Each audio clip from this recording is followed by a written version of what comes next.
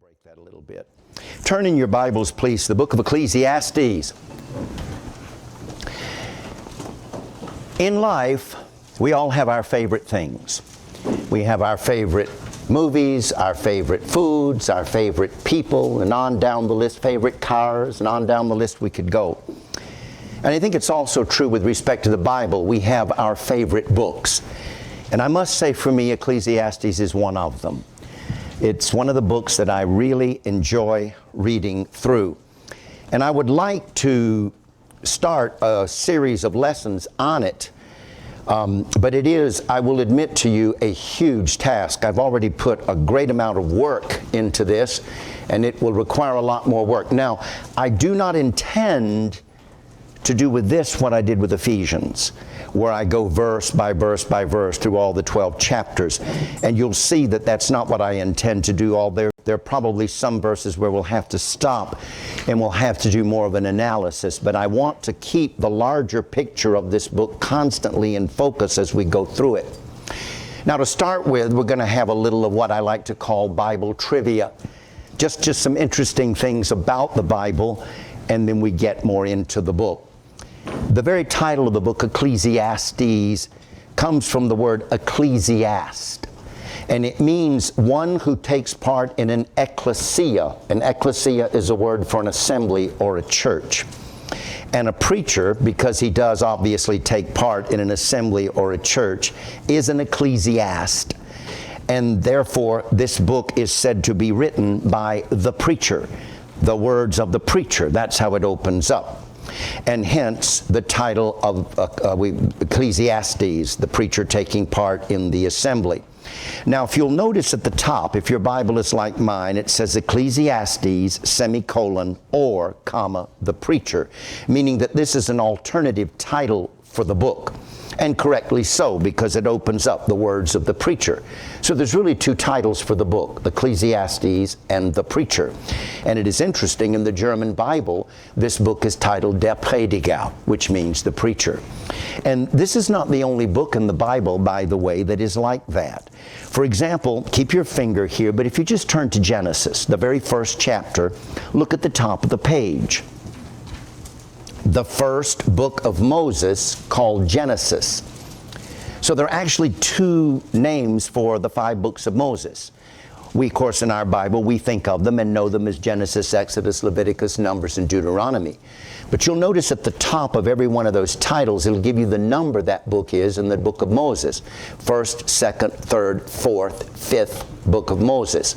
And it is interesting that in the German Bible, they are so titled. So if I were preaching to a German congregation out of the book of Genesis, I would tell them, say, for example, to turn to chapter 1 of 1st Moses, because that's the way it's titled in their book.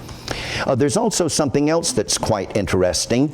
In 1 Samuel, if you'll turn there in chapter 1 and look there at the title, the first book of Samuel, otherwise called the first book of the Kings.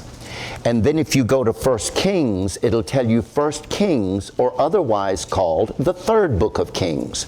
And so 1st and 2nd Samuel are also called 1st and 2nd Kings, and then our 1st and 2nd Kings is also called 3rd and 4th Kings. So that when you put the 4 books together from 1 Samuel to 2nd Kings, you literally have the history of all the kings in Israel until the nation was taken over by Babylon, and they had no more monarchs after that to sit on a throne until Jesus Christ. So that in 1st and 2nd, 3rd and 4th Kings, you have a complete history of the kings of Israel. And it's interesting that in the Catholic Bible, 1st and 2nd Samuel are called 1st and 2nd Kings. 1st and 2nd Kings are called 3rd and 4th Kings. And that is not incorrect. That is a correct title for those books. They can be called either one.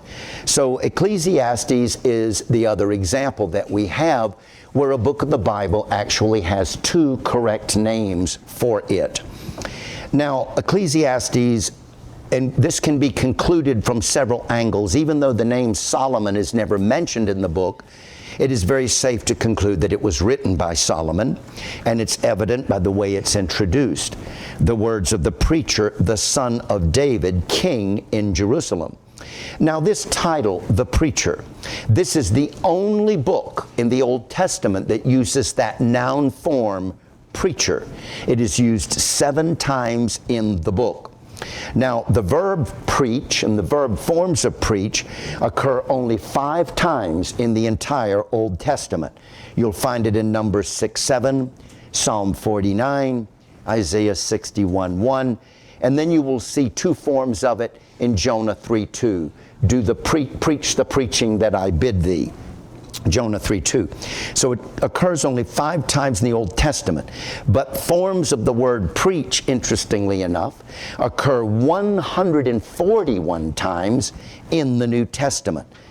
Therefore, the author of this book holds the office of preacher, which parallels with the office that was held by the Lord Jesus Christ, by the holy apostles, and by the elders of the New Testament. Interesting. Solomon holds that same office. He is not only a king, but he's a preacher. And since this book consists of the words of the preacher, we can consider all 12 chapters a sermon. Okay? A sermon by the preacher. Now, it's also to be noted that Ecclesiastes is one of the books of the Bible that is known as the poetical books, or books of poetry. The other poetical books are Job, Psalms, Proverbs, Song of Solomon, and Lamentations. Now, these poetical books abound in a Hebrew poetic form, I've discussed this before, called the parallelism. They're not poetic books in that the words rhyme, but they are prophetic books in that the verses are put in parallels, hence called a parallelism. And in parallelism, poetic rhythm is achieved by repetition of ideas. And so in these books, very common, you will see in a verse a phrase expressing an idea, and you will see the same idea expressed in the second phrase. And it'll be maybe with different words, but you know it's the same idea. Or it may be the opposite idea expressed. For example, in the book of Proverbs, you'll see a verse that will talk about the diligent, then it'll talk about the slothful. And it'll all be in the same verse. And that's a parallelism, because you're putting these 2 ideas in contrast. So either you will repeat the idea with different words, or you'll put the idea in contrast. And this is called a parallelism. And these parallelisms are very useful because they work like dictionaries, helping us to define terms. It'll express the same thought in different words, and those different words will define the word in the previous thought, or vice versa. Or it will define it by contrast. So if you want to know what a diligent man is, he's a man that's not slothful. What is a slothful man? He's a man that's not diligent. So it's wonderful to work as a dictionary. So that's the Bible trivia we start off with in Ecclesiastes, and now we want to get more into what it's about. It is, if you are interested in the subject of philosophy, it is preeminently a book of philosophy. Ecclesiastes records Solomon's search. Turn to chapter 2, verse 3, and we'll read it, and it'll tell us what Solomon is doing, or what he's reporting in this book. He said, I sought in mine heart, to give myself unto wine. Another little bit of trivia here. Notice he says, mine heart, instead of my heart, as we would often say. There's a reason for that, because even to this day, some of the dialects in England, and it was probably very common back here, do not pronounce the H on the beginning of a word. The H is aspirant. It's that same way in French. You do not pronounce an H at the beginning of the word. If you see the word in French for hospital and it starts with an H, they simply pronounce it hôpital, not hospital, hôpital. And so very often in Old English, I'm sure it was probably this way when our Bible was translated, and it is still that way in some of the dialects. They have an aspirant H. They do not pronounce the H at the beginning of the words, and so it would be mine out, instead of my heart. We've got an high priest instead of an, we read it an high priest. Normally, because we pronounce the H, in our modern English we would say a high priest. But if you don't pronounce the H, then you need that N, an I priest, because we use a "an" when we're connecting a with a vowel so as to give some sound to that vowel. An I priest, mine art. And so I sought in mine art to give myself unto wine, yet acquainting mine art with wisdom, and to lay hold on folly. Now this is what I'm after in the verse, because this states to you what Solomon is doing in the book of Ecclesiastes, what the theme of this book is, what it's all about. Till I might see what was that good for the sons of men, which they should do under the heaven all the days of their life. So it's his search for what was the good for the sons of men, which they should do under the heaven all the days of their life. This has been the principal quest of philosophers throughout the ages. The question here relates to a branch of philosophy that is called ethics. Let's define ethics. Ethics is the branch of study dealing with what is the proper course of action for man.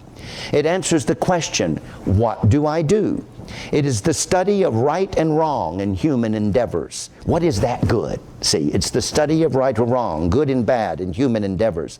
At a more fundamental level, it is the method by which we categorize our values and pursue them. And this book is all about values. Do we pursue our own happiness, or do we sacrifice ourselves to a greater cause? Is that the foundation of ethics based on the Bible, or on the very nature of man himself, or neither? And that quotation is taken from a book called The Importance of Philosophy by Jeff Loudauer and Joseph Rowlands.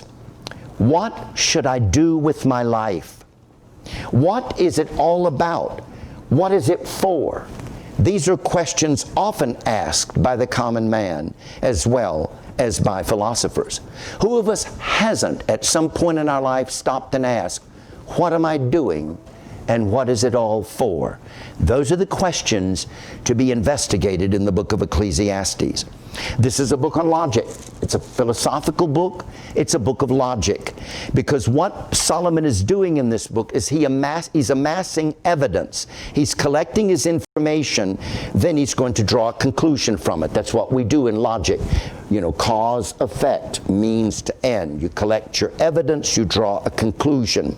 And the conclusion is going to be stated in chapter 12 at the end of the book, when he says, let us hear the conclusion of the whole matter. And so for 11 chapters, all the way into chapter 12 until you get to the end, he is amassing his evidence, and then he is going to draw his conclusion. Now, when you read Ecclesiastes, in the majority of this book, Solomon is setting forth a very bleak view of life in this world, calling it vanity of vanities. All is vanity. Look at these verses to verify the thought I just made. Look where he starts the book out after he introduces himself in verse 2. Vanity of vanities. And vanity means that which is worthless. Worthless, worthless. Vanity of vanities, saith the preacher. Vanity of vanities. All is vanity.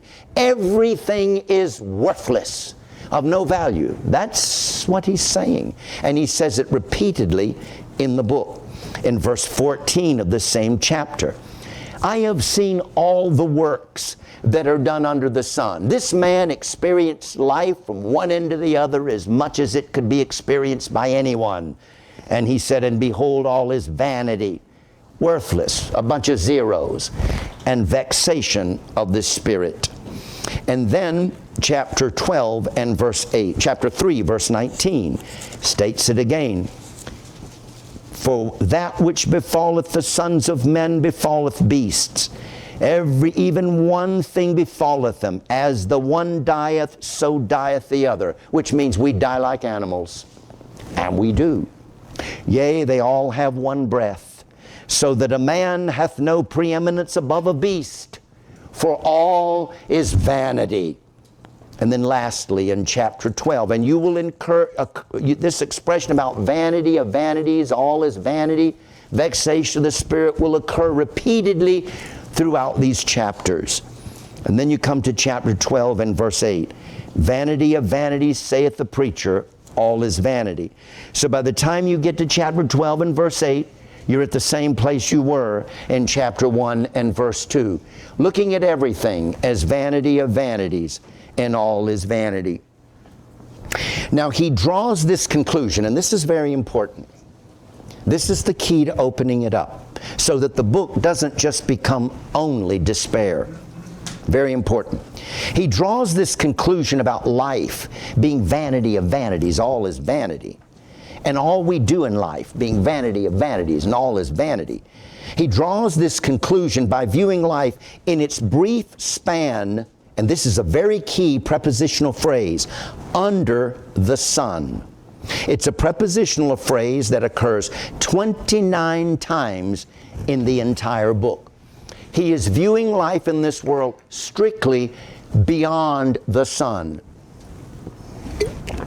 within the limits of how we experience it from birth to death, with no reference to anything beyond the sun. It's all how we process life under the sun. Whereas we as Christians process life with the reference beyond the sun. But if you subtract that out of it, and you only look at life under the sun, you will have to come to the same conclusion that Solomon did, that it's all worthless. What does it profit? Vanity of vanities, all is vanity.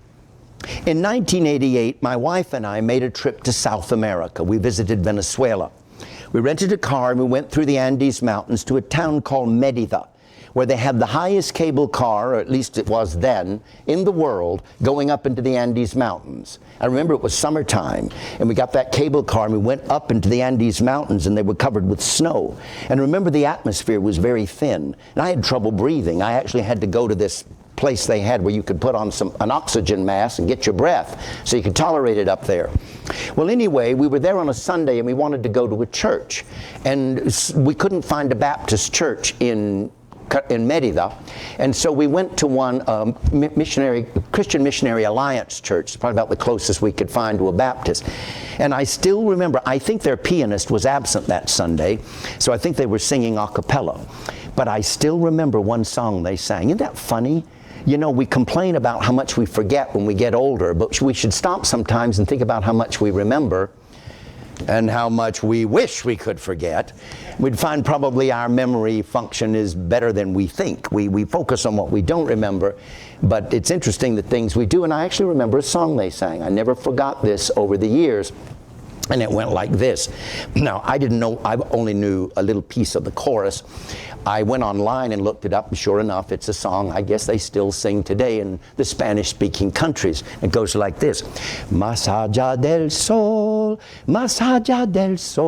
yo tengo hogar, hogar bello, hogar, más allá del sol. Which haven't helped you a bit, except Edgar knew everything I was saying.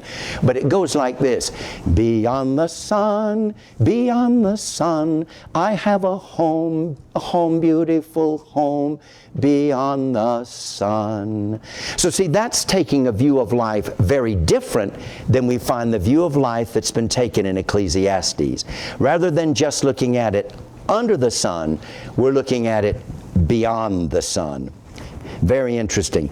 Now, viewing life thus, under the sun, not beyond the sun, he drew this very, very bleak conclusion.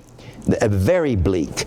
And we'll look at this further as we go along, but I just want to point it out in passing, because what we're doing now is we're just trying to get an introduction into what we can expect as we move through the pages of Ecclesiastes. Chapter 2 and verse 7, he draws a conclusion. Viewing life only under the sun, he says, therefore, I hated life. Verse 17, Ecclesiastes 2:17. What did it say? 7. Okay, thank you. Ecclesiastes 2:17. Therefore I hated life. Isn't that pitiful? I mean, what a way to live life, hating it. Because the work that is wrought under the sun is grievous unto me. For all is vanity, vexation of the spirit. I'll go on and read the next. Yea, I hated all my labor. I hated everything I do. I hated life itself. You know what you call that? First class, 5-star, blue chip, prize-winning depression.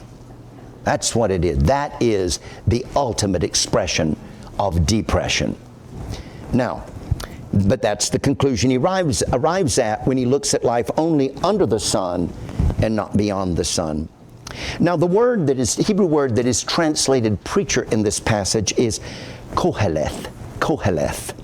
And this is a quote that I came upon in one of my books on Ecclesiastes by a guy named G.S. Hendry. I'm going to give you some quotes this morning before we get started into chapter 1.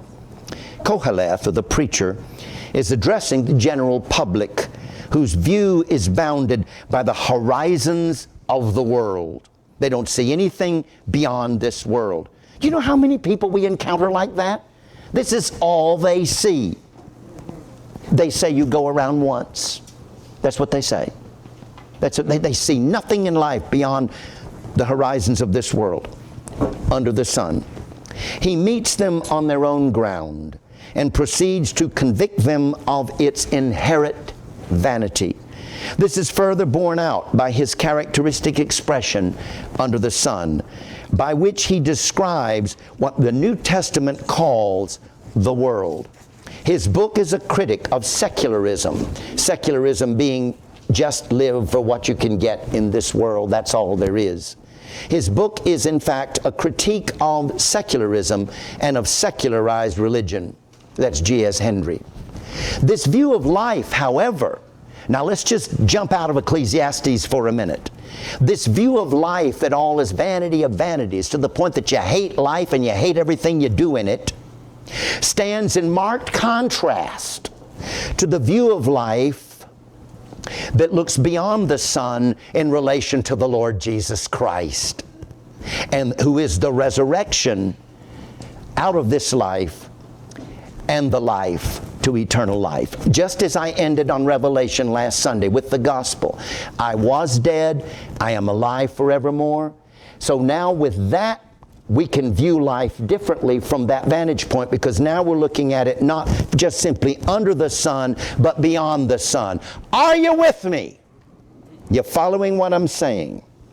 So Jesus Christ says in John 11:25, I am the resurrection and the life. He that liveth and believeth in me, though he were dead, yet shall he live, and whosoever liveth and believeth in me shall never die. In John 14:6, I am the way, the truth, and the life. He that cometh, no man cometh unto the Father but by me. But when you're not looking at this world from the vantage point of Him who is the way, the truth, and the life, then really what sense does it make? You live down, you're born, you live down here, you work hard, you die, you don't take any of it with you. What was it worth? This is what Solomon is dealing with. He's viewing life this way, without reference to what is beyond the sun. Now, once in a while, he'll give us little peaks. He'll give us little peaks, little rays of hope. But then we come to the full conclusion that gives us the full ray of hope at the end of the book. But as we move through it, we're just looking at life within the horizons of this world. And when you look at life from the vantage point of a relationship with Jesus Christ that connects life to something beyond the sun, i.e. an afterlife, then in contrast to saying I hated life, you'll find words like this in 1 Peter 3:10. For he that will love life and see good days, let him refrain his tongue from evil and his lips that they speak no guile. Let him eschew evil and do good. Let him seek peace and ensue it. So this verse is definitely showing us the possibility to have a life in this world that is a good life, that is a valuable life, and a life that we can love. We as Christians are so blessed to be able to read a verse like this and see that we see life beyond the sun, not just under the sun.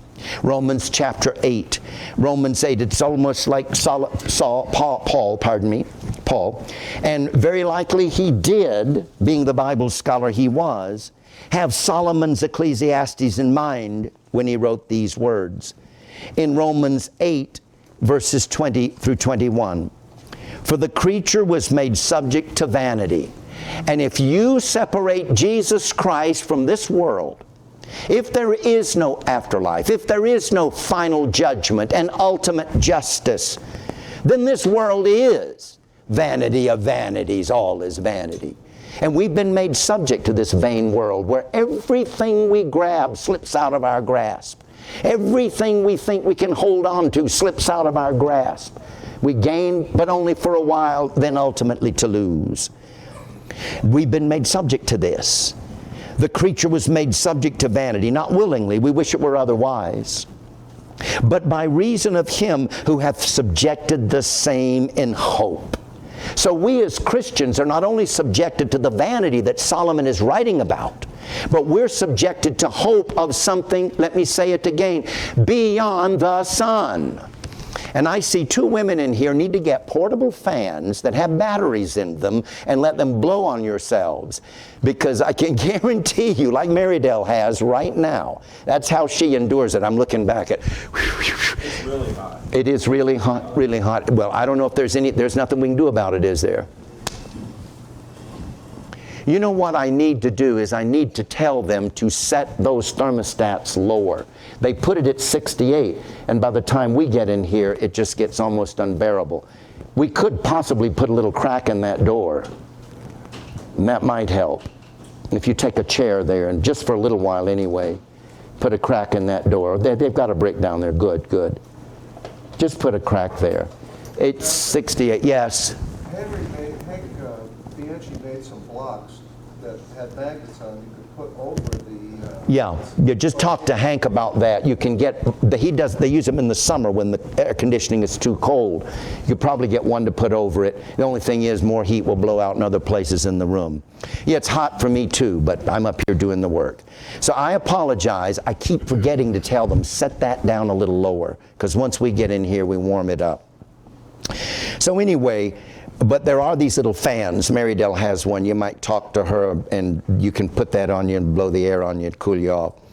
For the creature was made subject to vanity, not willingly, but by reason who have subjected the same in hope, because the creature itself also shall be delivered from the bondage of corruption. There's that vanity we're subject to, into the glorious liberty of the children of God. So we're able to have a different perspective on life in this present world than Solomon is having when he looks at life only under the sun instead of beyond the sun. Now, it is thought, and I agree, that the book of Ecclesiastes was written near the end of Solomon's life, after his downfall that we read of in 1 Kings 11, if you want to turn over there. After his downfall through the influence of many strange women. He was the wisest man ever to be, apart from the Lord Jesus Christ, that became one of the biggest fools at all. For we read here a sad commentary in 1 Kings 11 and verse 1, but King Solomon loved many strange women, together with the daughter of Pharaoh, women of the Moabites, Ammonites, Edomites, Zidonians, and Hittites, of the nations concerning the which the Lord said unto the children of Israel, you shall not go into them, neither shall they come in unto you. For surely they will turn away your heart after their gods. Solomon clave unto these in love. And he had 700 wives, princesses, and 300 concubines. 1,000 women available to him. And his wives turned away his heart. And we read in verse 7, then did Solomon build an high place for Chemosh, the abomination of Moab, in the hill that is before Jerusalem, and for Molech, the abomination of the children of Ammon. And likewise did he for all his strange wives, which burnt incense and sacrificed unto their gods. So he experienced a terrible downfall. But it is believed that Solomon at the end of his life repented of that, and I'm inclined to agree with that, and I think the book of Ecclesiastes is the fruit of that repentance. In fact, this idea that this was written after his downfall agrees with an admission that he made in the book in Ecclesiastes 7:25, where he said that he applied his heart to know the wickedness of folly, even of foolishness and madness. And this is a man that personally experienced the wickedness of folly. Now, if you didn't turn away from 1 Kings chapter 11, if you go to the end of that chapter, you'll notice that his life gets summed up. But interestingly, in these words, verse 41, and the rest of the acts of Solomon and all that he did, and his wisdom, are they not written in the book of the acts of Solomon? And the time that Solomon reigned in Jerusalem over all Israel was 40 years, and Solomon slept with his fathers. So it is interesting that at the end of the account of Solomon's life, we have mention made of his wisdom, which of course would have been to his honor. So that would suggest that he had repented of his folly before he left this world. It is also interesting to look at Ecclesiastes chapter 7 that would agree with the idea that the book was written after his fall and bitter experience with all of these strange women that turned away his heart from God. For he writes in Ecclesiastes 7:25, I applied mine heart to know and to search and to seek out wisdom and the reason of things, and to know the wickedness of folly, even of foolishness and madness, which I just read to you. And I find more bitter than death the woman whose heart is snares and nets, and her hands as bands. Whoso pleaseth God shall escape from her, but the sinner shall be taken by her. Behold, this have I found, saith the preacher, counting one by one, to find out the account, which yet my soul seeketh, but I find not. One man among 1,000 have I found, but a woman among all those have I not found. He had had a bitter experience with all of these women. And so the book of Ecclesiastes is recording that. So that lends itself to the idea that this was past all of that bitter experience. This is his conclusion about it and suggests his repentance. He'd had a bitter experience being taken in those snares, nets, and bands. And this just goes to show, and remember this, that the wisest, the best, and the greatest of men are vulnerable to the lure of an unprincipled woman. Women have a lot more power over men than they think. The wisest, best, and greatest are vulnerable to the lure of an unprincipled woman. And that's why we read a sad commentary like this in Nehemiah 13 and verse 26. Did not Solomon, king of Israel, sin by these things? Yet among many nations was there no king like him, who was beloved of his God. And God made him king over all Israel. Nevertheless, even him, wisest man, did outlandish women cause to sin. And then Proverbs chapter 7 and verse 26, 7:26, speaking of the strange woman, for she hath cast down many wounded, and many strong men have been slain by her. Men like Samson with Delilah, men like Adam with Eve. And Solomon had that same bitter experience. And so the book appears to be written out of that bitter experience, which would agree with it coming later in his life after his repentance. Additionally, the book records his vast experience with all of life in this world, that it has to offer good and bad, which would agree with its being written near the end of his life, because it'd take a long time to have as much experience as this man had. And then in Ecclesiastes 12, 1 through 5, which I will not read at this point, I have talked on it in the past, it gives a vivid description of old age, which smacks of his having personally experienced it. Because one thing we are told in Ecclesiastes 2:16 is that when Solomon is writing this, he is writing it out of experience, personal experience.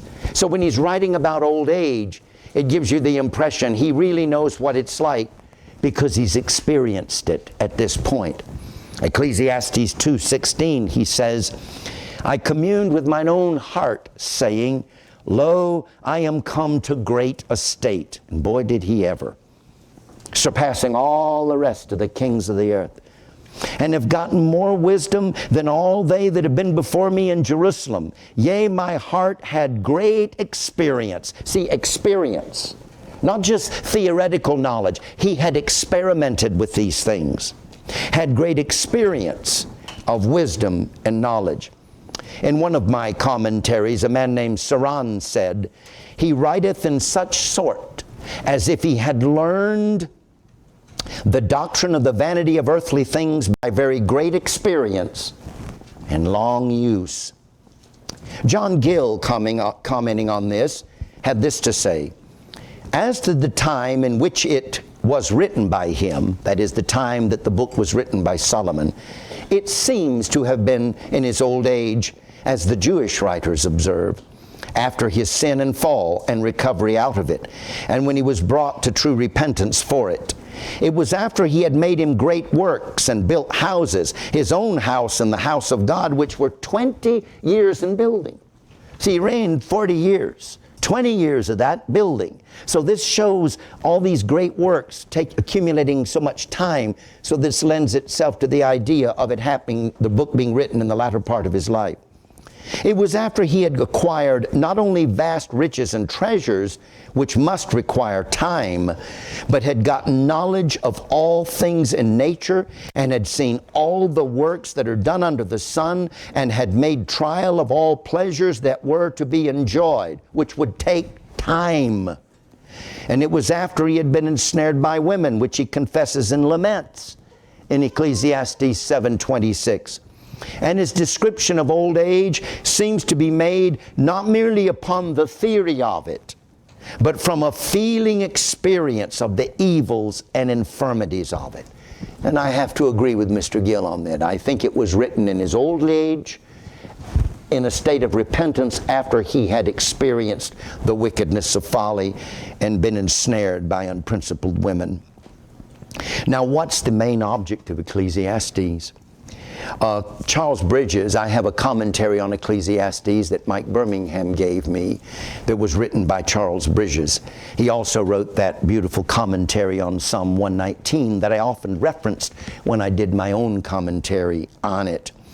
It's a great book. Mike Birmingham gave me a used copy. He gave Conrad Jarrell a brand new one. I said when he gave it to him, and Conrad didn't live here at the time, he wasn't in this church, I'm the pastor. I said, what am I, chopped liver? He gave it to some people with $20. I don't remember whether mine had it or not. It might have. I did. Okay, good for you.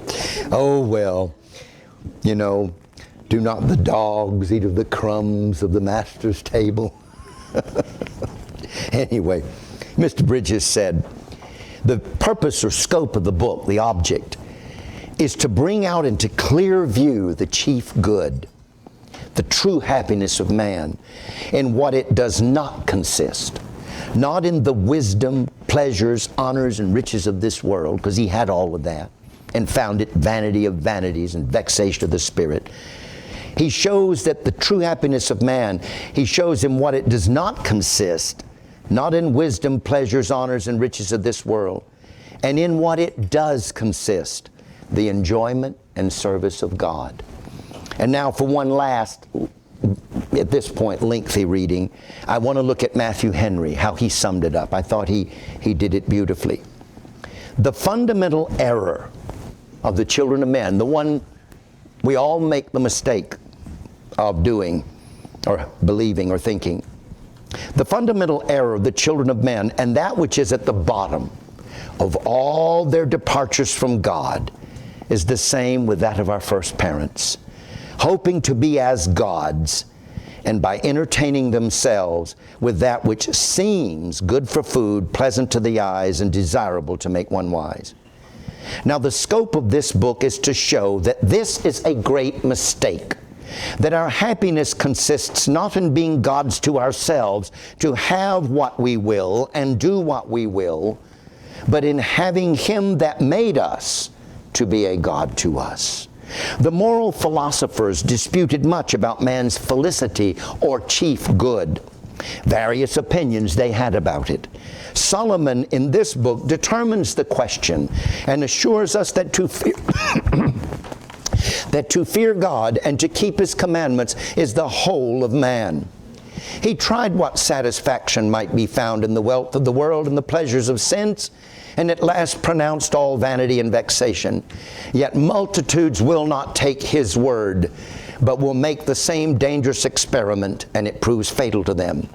He, number one, shows the vanity of those things in which men commonly look for happiness, as human learning and policy, sensual delight, honor and power, riches and great possessions.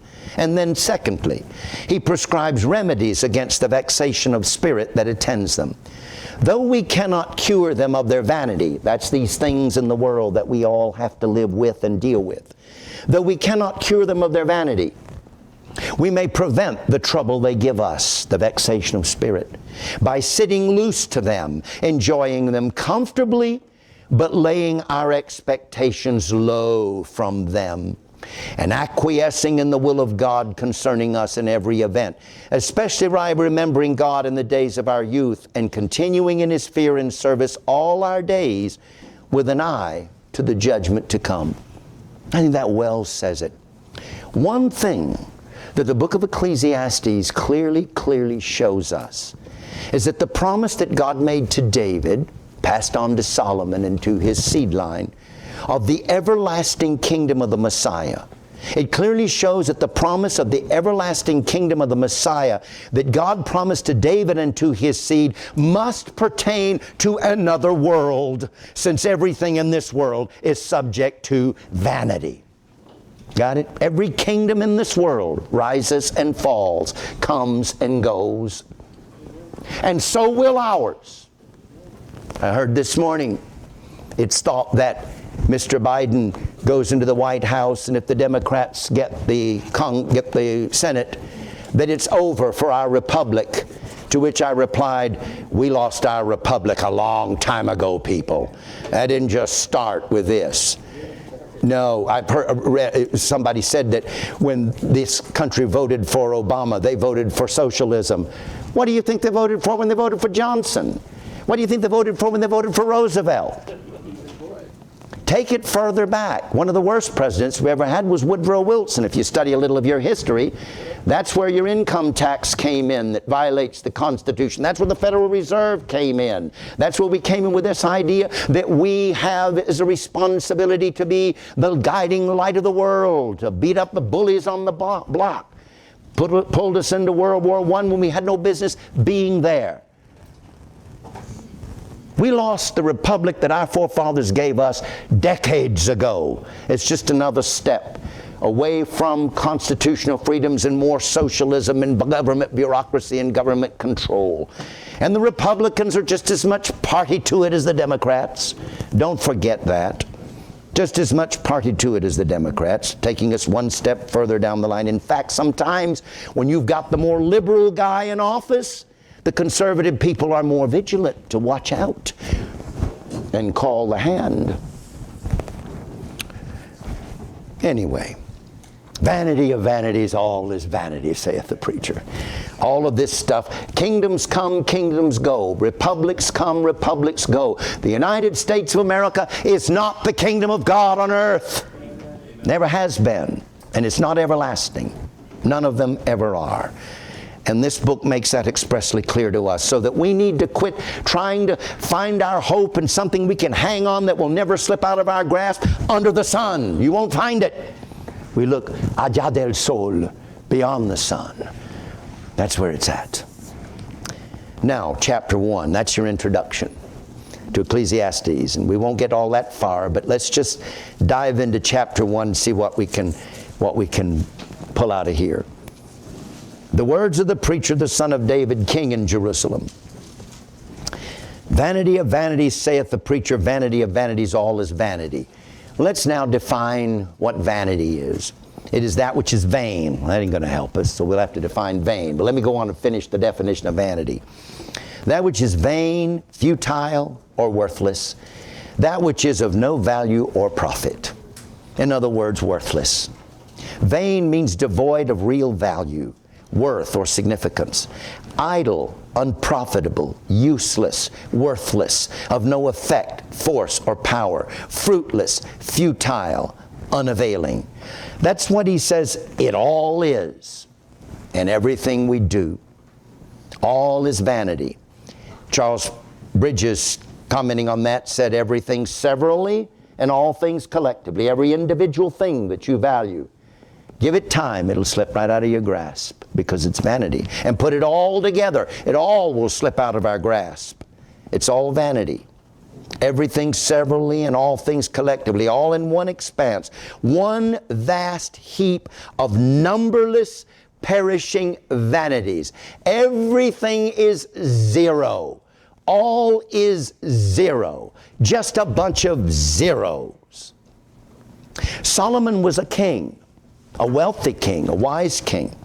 He had outstripped all others in wisdom and wealth, and yet he turned up empty-handed in his quest for fulfillment. Empty-handed. That's what it is when you conclude it's all vanity of vanities and vexation of the spirit. It is interesting to note, however, that this same man that writes of vanity of vanities also composed the Song of Solomon that begins with the Song of Songs, which is Solomon. So this man in his life moves from the extreme of vanities to the Song of Songs, which happens to be a song about the love between Christ and His church. Solomon's experience was vast indeed, wouldn't you say? To have gone from vanity of vanities, having experienced everything this world has to offer under the sun, to celebrating the Song of Songs, writing the Song of Songs of the greatest love that has ever been or will ever be, and a love that extends beyond all loves to beyond the sun. What a contrast there is between this world of vanity and the love of Christ, both in experience and in effect. And the more you experience the love of Christ, the more you know the love of Christ, which is unveiled to us in the gospel, the less you try to find your fulfillment in that which is under the sun. See? Now there's a question that he asks, what profit hath a man of all his labor which he taketh under the sun? This question, there's a question raised here to be answered. What profit hath a man of all his labor which he taketh under the sun? Now again, the viewpoint that he takes here will be framed by what can be known and experienced under the sun. What can be known and experienced within the horizons of this world. That's the viewpoint that he will be developing in answer to this question. And the answer will be a despairing answer. Such a despairing answer that he finally says, I hated all my labor. I hated life. But compare this question with the one that was posited by the Lord Jesus Christ in Mark 8:36. For what shall it profit a man if he gain the whole world, which, by the way, Solomon did, and lose his own soul? Because what Solomon found is, though he could gain the whole world, he could not in that gain truly find himself. He was lost in it. What does it profit? What does it profit if a man gain the whole world and lose his own soul? And yet the interesting thing is this same Solomon that views everything he's done and all his labor as vanity of vanities and vexation of the spirit, and basically saying there's no profit in it, wrote in Proverbs 14:23, in all labor there is profit. So Solomon was a man that was able in the school of experience to process life from two different vantage points. He could process life from the vantage point of the worldling that sees nothing beyond the sun, just sees what he can get and grab and experience while he's down here, and the vantage point of a man that could see beyond the sun and see the coming Messiah, the Lord Jesus Christ, and be endowed with the wisdom that finds its full embodiment and expression in the Lord Jesus Christ, in whom are hid all the treasures of wisdom and knowledge. And so that same Solomon, by contrast, could say, in all labor there is profit. Now, how is it that on one hand you conclude there's no profit in it, and on the other hand you conclude in none of it? you conclude that there's no profit in any of it. And yet on the other hand, you can conclude in all labor there is profit. Well, it all depends on for whom you labor and for what you labor.